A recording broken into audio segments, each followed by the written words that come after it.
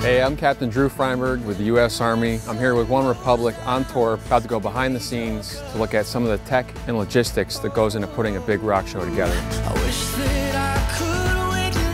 We're about to go meet Jason Zito, who runs the entire production. In addition to managing multiple crews, he controls what the band sounds like every night. He's got to be a busy guy.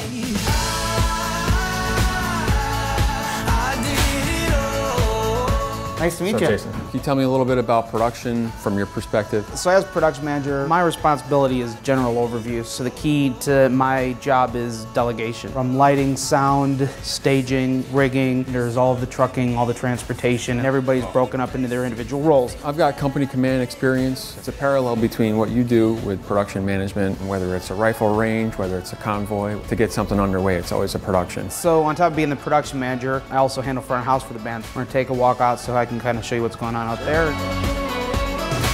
I'm a mechanical engineer and I'm assigned to an engineer support team now. What I do is facility assessments for soldiers. So do you see the whole process through? We built the unit from the ground up, brought them to Afghanistan, brought them back home. So that's seeing it through. I have 52 months of company command time. Hey, so what is it all this? Knobs and switches and buttons? This is the mixing console. They've changed a lot over the years. It's essentially two computers that run together and control audio. And this is figuratively and literally a bridge between what the band is doing on stage and what's happening here. In our show, we have 90 instruments. I'm responsible for every single instrument down to the most minute details. So all this stuff is controlled right here, but how is it really connected to the artist itself? All right, well, we're going to take a walk to the stage.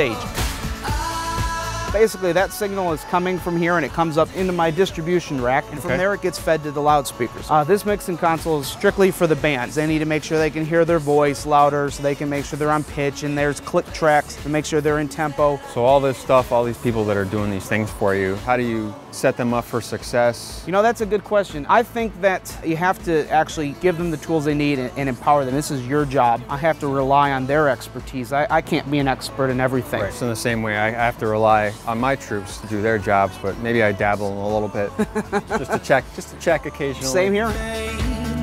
Jason's a cool guy. He's very technical, from the big picture down to the little details. He's got a lot of stuff to supervise, but he's got a competent team, and he puts on a good show.